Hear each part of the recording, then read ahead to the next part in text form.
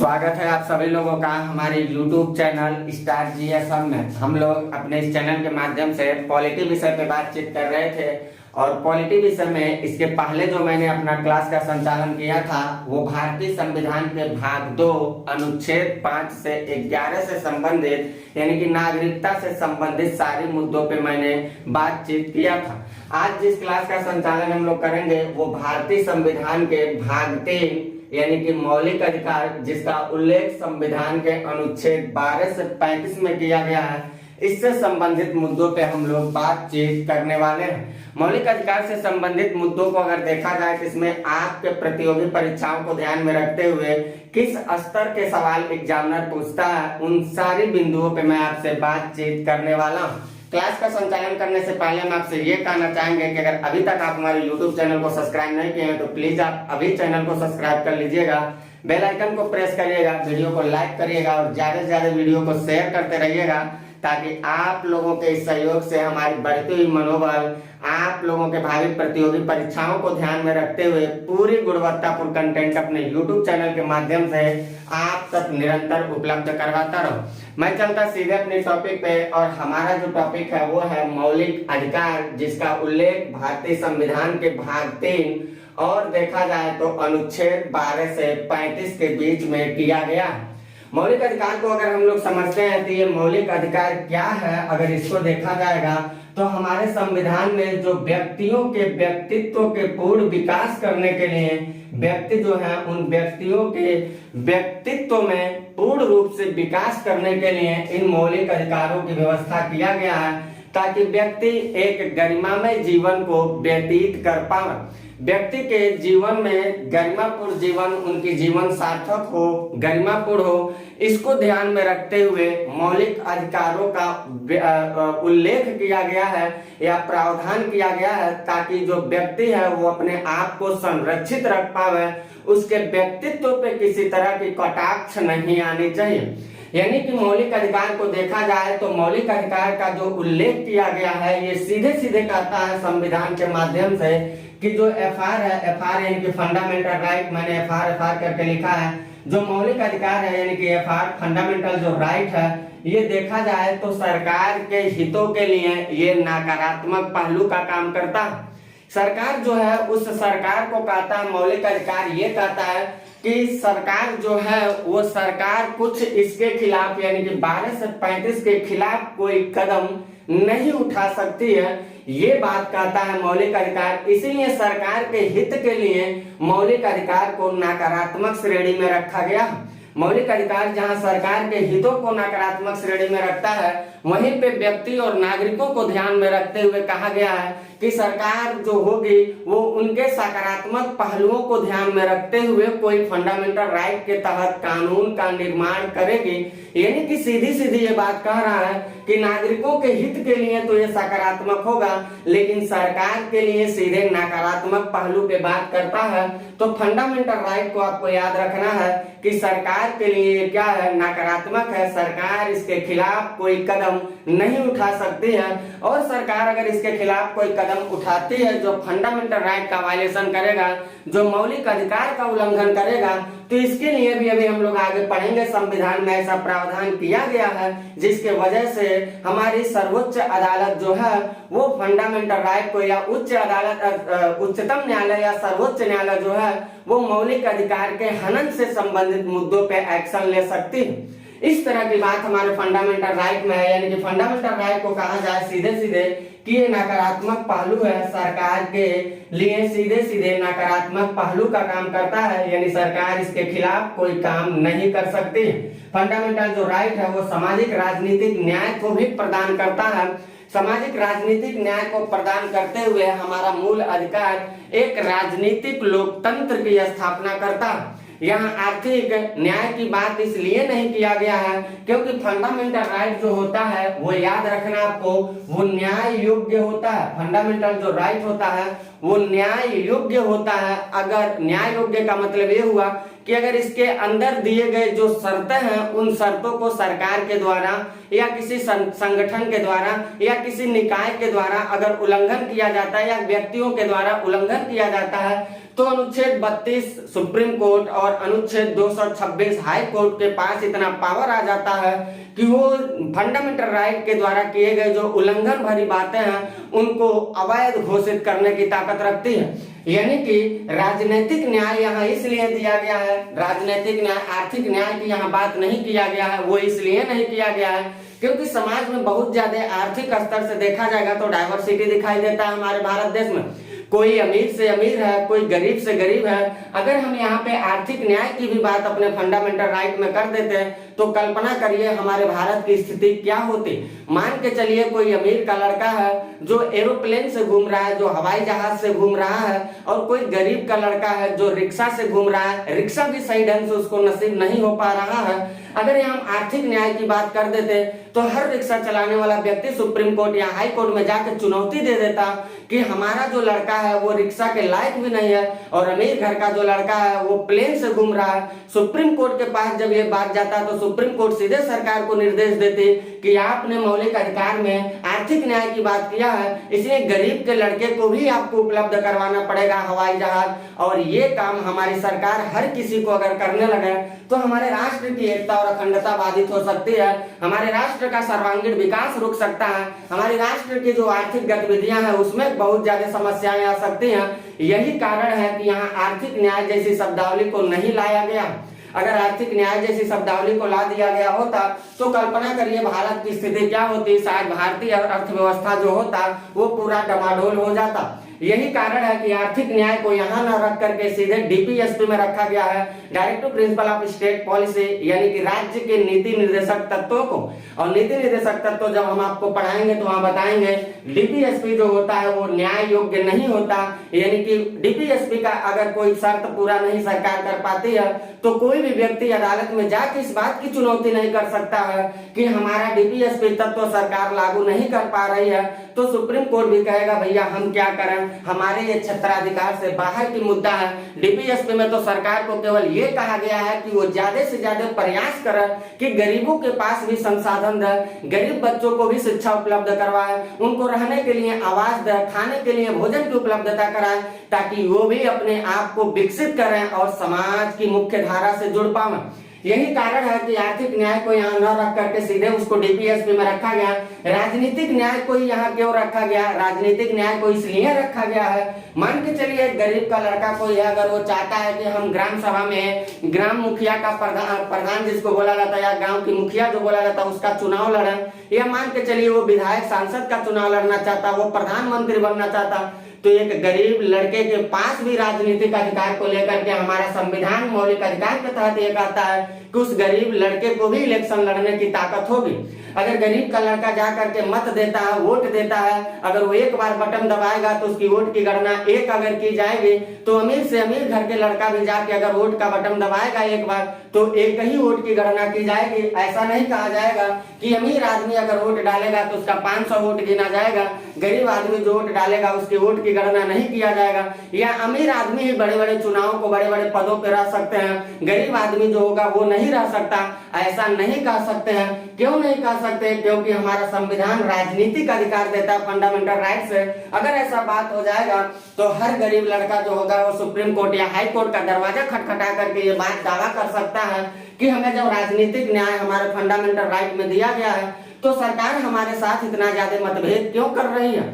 यानी कि सीधे सीधे ये बात कह रहा है, हमारा मूल अधिकार ये कह रहा है कि जो मूल अधिकार होगा वो हमें सामाजिक और राजनीतिक न्याय प्रदान करने की ताकत रखता है और ये न्याय योग्य है। अगर इस पे किसी भी तरह की गतिविधियां लागू नहीं होती हैं तो कोई भी व्यक्ति इसका उल्लंघन होने पे सीधे सुप्रीम कोर्ट अनुच्छेद 32, हाई कोर्ट अनुच्छेद 226 का सहारा लेकर के न्यायालय का दरवाजा खटखटा करके वो अपनी मांग को पूरा कर सकता है और अदालत भी उसका समर्थन करने के लिए पूरी तरह से तैयार होगी। ये बात अदालत को भी हमारा संविधान पावर देता है। तो आपको ये बात याद रखना है कि यहाँ आर्थिक न्याय की जिक्र न करके राजनीतिक ही क्यों जिक्र किया गया है, क्योंकि राजनीतिक स्तर से तो हम सबको समान रख सकते हैं, इसमें कोई दुविधा की बात नहीं है, लेकिन आर्थिक पहलू से अगर हम सबको समान रखने की कोशिश करेंगे तो हमारे देश की अर्थव्यवस्था धाराशायी हो जाएगी, हमारे देश की प्रशासनिक तंत्र डिस्टर्ब हो जाएगी, हमारे राष्ट्र की एकता और अखंडता प्रभावित हो सकती है। यही कारण है कि यहाँ पे आर्थिक पहलू को यहाँ न रख करके सीधे डीपीएसपी में डाला गया है।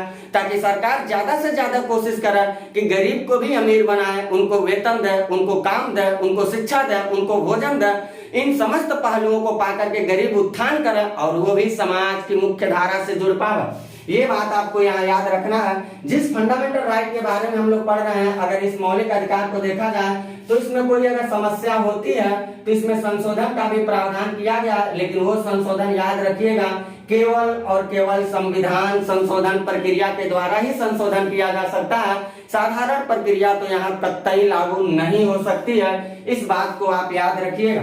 साथ ही साथ हमारे मौलिक अधिकारों में दिए गए जो अनुच्छेद हैं, वो अनुच्छेदों को अगर ध्यान में रखा जाए 12 से 35 तक के अनुच्छेदों को, तो बहुत सारे अनुच्छेद ऐसे हैं जो भारत के व्यक्तियों को प्राप्त, नागरिकों को प्राप्त हैं, और कुछ अनुच्छेद ऐसे हैं जो भारत के नागरिकों के साथ साथ भारत के व्यक्तियों को भी प्राप्त हैं। नागरिक क्या होता है, व्यक्ति क्या होता है, एनआरआई क्या होता है, पीआईओ क्या होता है, ओसीआई क्या होता है, डोमिसाइल क्या होता है, ये सारी बात मैं अपने नागरिकता वाले चैप्टर में पढ़ाया हूँ। अगर आपको समझने में समस्या हो तो आप वहां जाकर के वीडियो देख करके अपनी जानकारी को ले सकते हैं।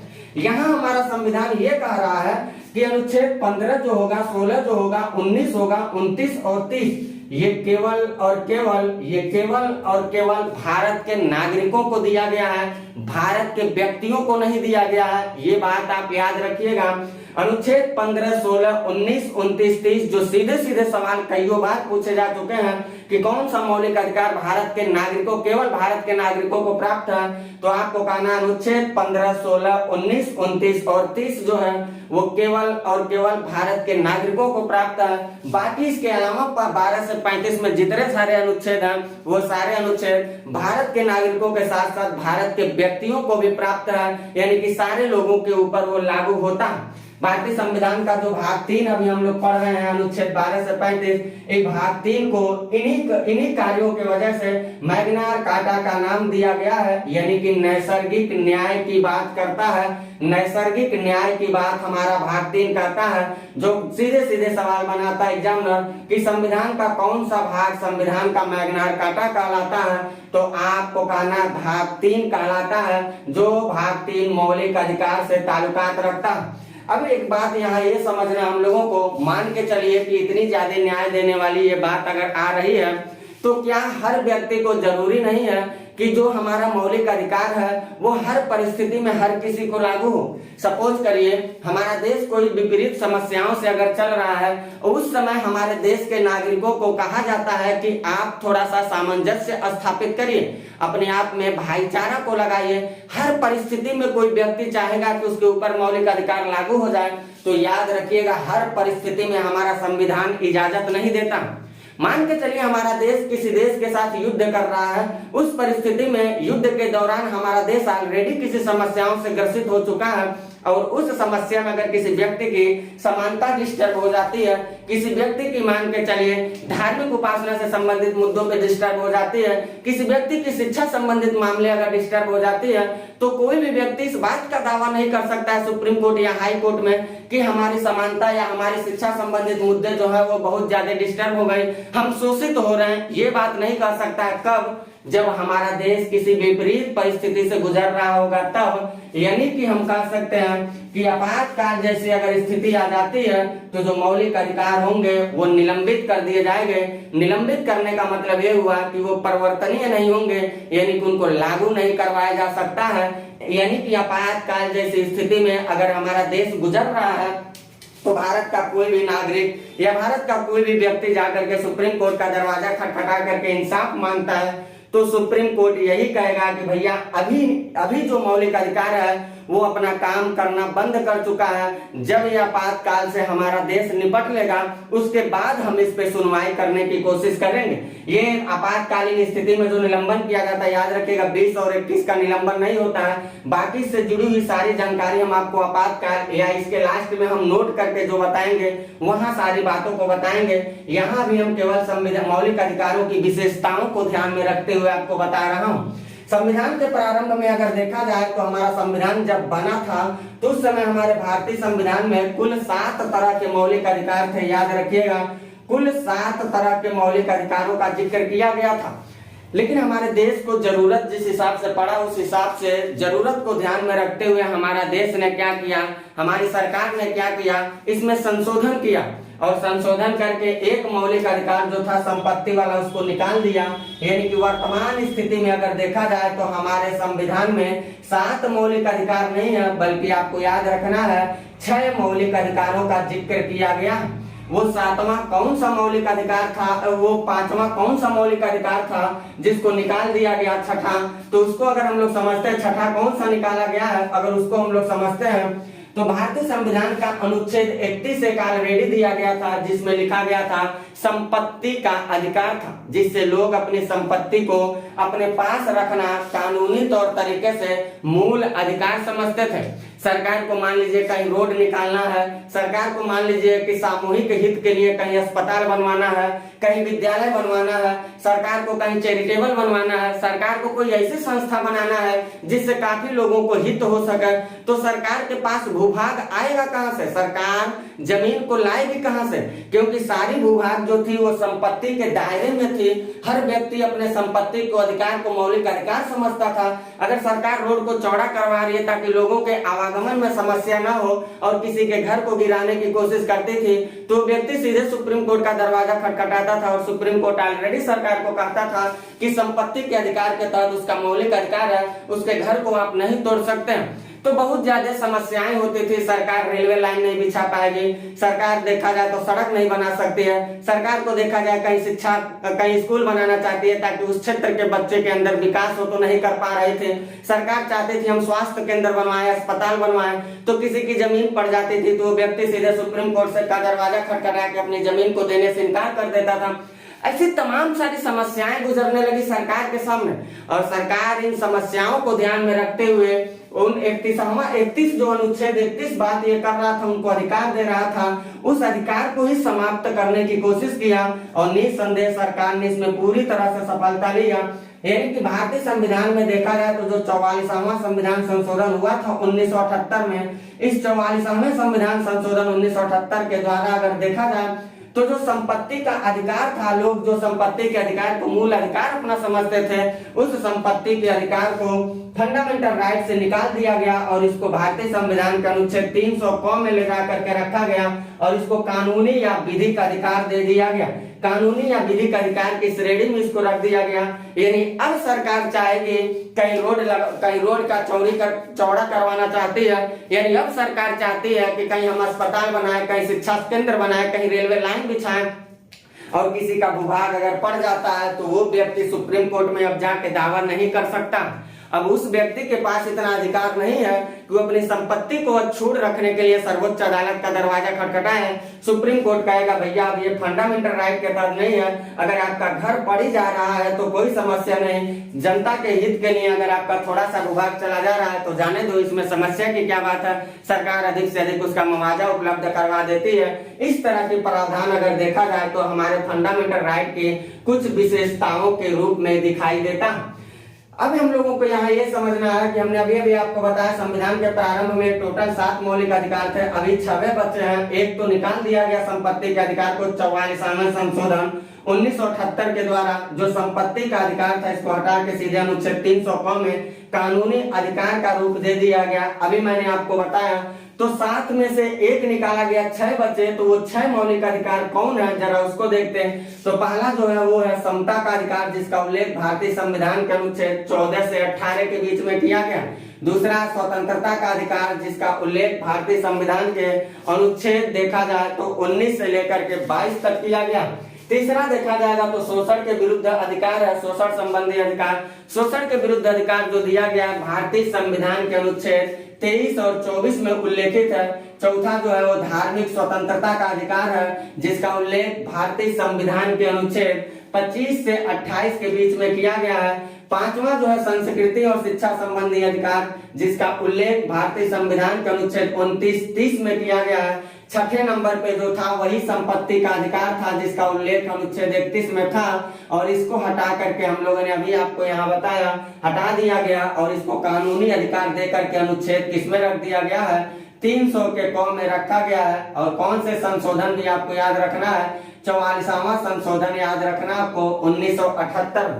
और लास्ट अगर देखा जाए तो हम लोगों का है संवैधानिक उपचारों का अधिकार, जिसका उल्लेख अनुच्छेद 32 में किया गया है। इस तरह से देखा जाए तो हमारे भारतीय संविधान के हिसाब से जो दिखाई दे रहा है 6 प्रकार की स्वतंत्रता, वो 6 स्वतंत्रता को आपको याद रखना है। समता का अधिकार, स्वतंत्रता का अधिकार, शोषण के विरुद्ध अधिकार, धार्मिक स्वतंत्रता का अधिकार, संस्कृति और शिक्षा संबंधी अधिकार और संवैधानिक उपचारों का अधिकार। अभी मैंने यहाँ जो लिखा है समता का अधिकार 14 से 18, और मैं फंडामेंटल राइट में लिखा हूँ सीधे सीधे देखिए 12 से 35 तक की बात किया जाता है। तो हम 14 से 35 की बात तो ये कर रहे हैं, लेकिन इसमें 12 और 13 समाहित नहीं हो रहा, इसलिए पहले हम लोग 12 और 13 को पढ़ लेंगे, उसके बाद एक एक हेडिंग डालेंगे।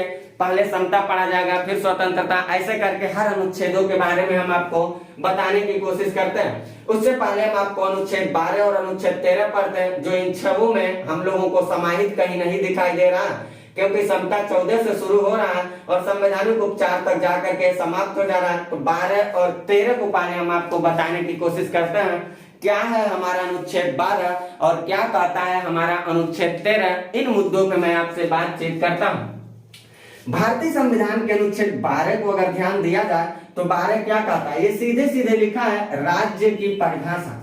राज्य की परिभाषा का क्या मतलब हुआ, राज्य यानी कि यहाँ स्टेट लिखा है, राज्य यानी कि स्टेट लिखा है, तो राज्य की परिभाषा का यहाँ क्या मतलब होगा, स्टेट क्या होगा।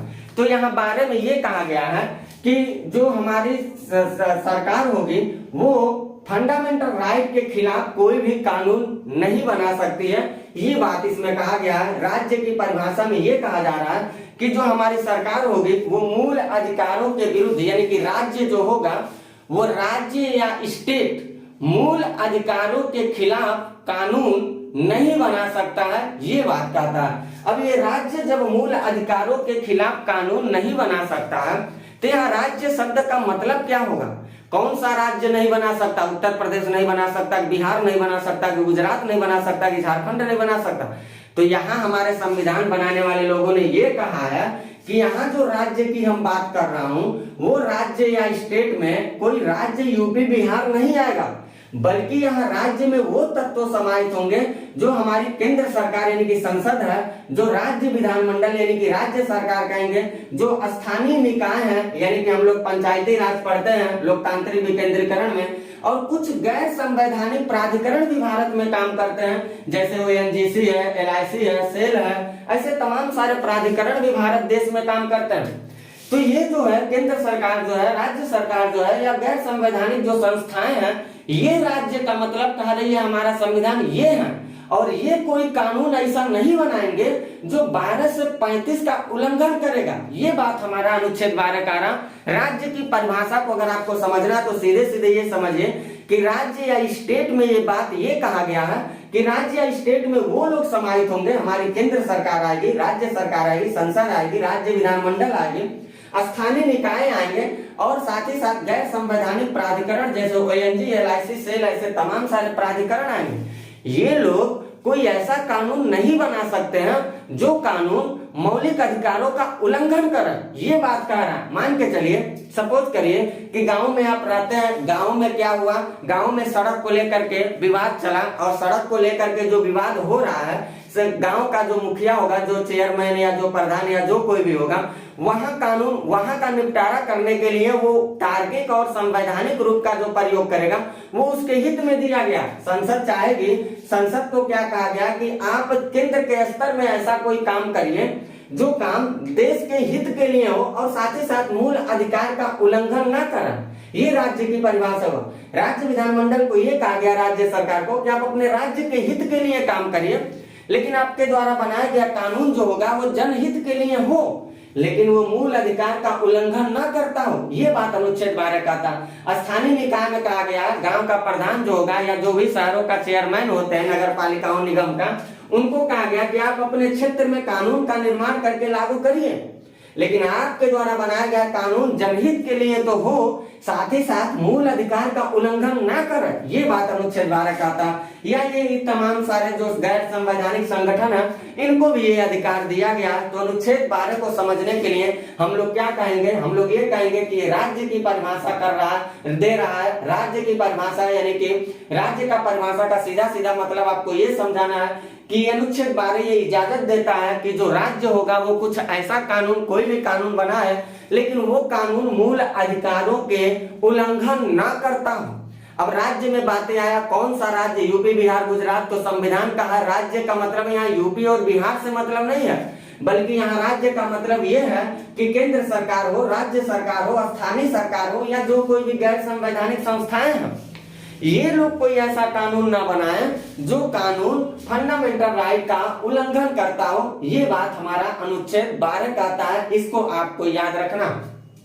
वही भारतीय संविधान के अनुच्छेद 13 को अगर ध्यान दिया जाए तो अनुच्छेद 13 क्या कहता है? ये कहता है कि मूल अधिकारों के असंगत, अल्पीकरण करने वाली विधियां, असंगत या अल्पीकरण करने वाली जो विधियां होंगी वो शून्य होगी। मूल अधिकारों के असंगत और अल्पीकरण करने वाली जितने सारे कानून होंगे वो सब कहा जा रहा है कि वो शून्य होगा, जीरो मान लिया जाएगा। और साथ ही साथ ये भी कहा जा रहा है कि न्यायिक समीक्षा उस पर किया जा सकता है, उस पर जांच पड़ताल किया जा सकता है कि आपके द्वारा बनाया गया जो कानून है क्या वो तार्किक है या नहीं है, कहीं ऐसा तो नहीं है जो फंडामेंटल राइट का वायलेशन कर रहा है। यहाँ पे हम लोगों को 12 और 13 में एक माइनर मिस्टेक, क्या माइनर अंतर क्या देखना है? 12 जो कहता है वो कहता है कि राज्य जो है वो कानून का निर्माण करे, राज्य जो है वो ऐसा कानून का निर्माण करे। और 13 ये कह रहा है कि अगर ये कानून कोई गलत बना दिया, जो मूल अधिकार का उल्लंघन कर दिया, तो 13 कहता है कि हम उसको रोक देंगे। वहीं सुप्रीम कोर्ट क्या करेगी? 13 का सहारा लेके वही कानून को रोक देगी, कहे कि हम इसको लागू नहीं होने देंगे। क्यों नहीं लागू होने देंगे? क्योंकि ये मूल अधिकार का उल्लंघन कर रहा है। यानी कि 13 में देखा जाए तो कोई भी अगर अस्थायी विधि बनाया जा रहा है, अस्थायी विधि बनाने की ताकत किसके अंदर है? संसद और राज्य विधानमंडल के अंदर है। तो कोई भी अगर अस्थायी विधि बनाया जा रहा है संसद के द्वारा या राज्य विधानमंडल के द्वारा, तो ये अस्थायी विधि जो होगी अगर ये कानून का उल्लंघन करती है, ये फंडामेंटल राइट का उल्लंघन करती है, तो 13 क्या करेगा? वहीं ऑन द स्पॉट उसको रोक देगा, कहेगा आप इस कानून को देश में लागू नहीं कर सकते। क्यों नहीं कर सकते? इसलिए नहीं कर सकते क्योंकि ये मूल अधिकार का सीधे सीधे उल्लंघन कर रहा है। यहाँ अस्थायी विधि भी अगर कोई बन रहा, अस्थायी कानून भी अगर कोई बन रहा, जैसे अस्थायी कानून में आता है ऑर्डिनेंस, अध्यादेश, जो राष्ट्रपति जारी करता भारतीय संविधान के अनुच्छेद 123 के तहत, जो राज्यपाल जारी करता भारतीय संविधान के अनुच्छेद 213 के तहत। अगर मान लीजिए जो ऑर्डिनेंस जारी किया गया, जो अध्यादेश जारी किया गया, वो अध्यादेश अगर मूल अधिकारों के असंगत है, तो उस असंगत कानून को क्या किया जाएगा? अनुच्छेद 13 का सहारा लेके इसको भी रद्द घोषित कर दिया जाएगा। चाहे कोई भी प्रत्यायोजित विधान अगर लाया जा रहा, इसमें तमाम सारे नियम, विनियम, यानी रूल, रेगुलेशन, ऑर्डर, आदेश बनते हैं या अधिसूचनाएं बहुत सारी जारी होती हैं, अगर ये भी हमारे मूल अधिकारों के खिलाफ है, असंगत है, तो ये भी शून्य मान लिया जाएगा। सुप्रीम कोर्ट कहता है कि मैं इसको भी शून्य घोषित कर दूंगा, ये कानून देश के हित के लिए, सॉरी फंडामेंटल राइट का उल्लंघन कर रहा है, इसलिए इस कानून को हम शून्य घोषित कर देंगे।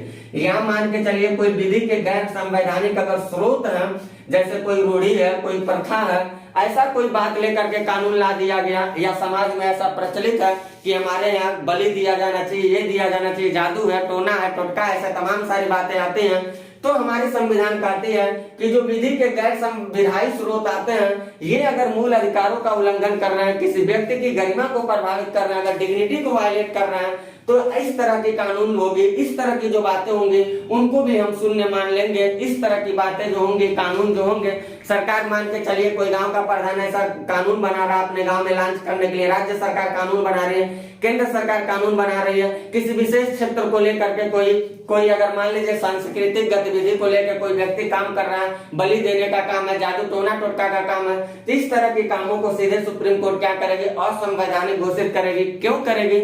इसलिए करेगी क्योंकि ये सीधे सीधे मूल अधिकारों का उल्लंघन कर रहे हैं। इसके अलावा अनुच्छेद 13 में हम लोगों को ये देखना है, अनुच्छेद 13 ये कहता है कि संविधान बनने से पहले जितने सारे कानून बने होंगे, ब्रिटिश हुकूमत में अंग्रेजी शासनकाल में बहुतों सारे कानून बने, हम लोग आईपीसी, सीआरपीसी जो लेके चलते हैं सेक्शन, वो देखते हैं 1960 से ही बना हुआ तमाम सारे कानून हम लोगों को दिखाई देता। हम लोग अंग्रेजी इतिहास के ही उससे पहले 1860 उससे पहले के कानून लेकर के हम लोग चलते हैं।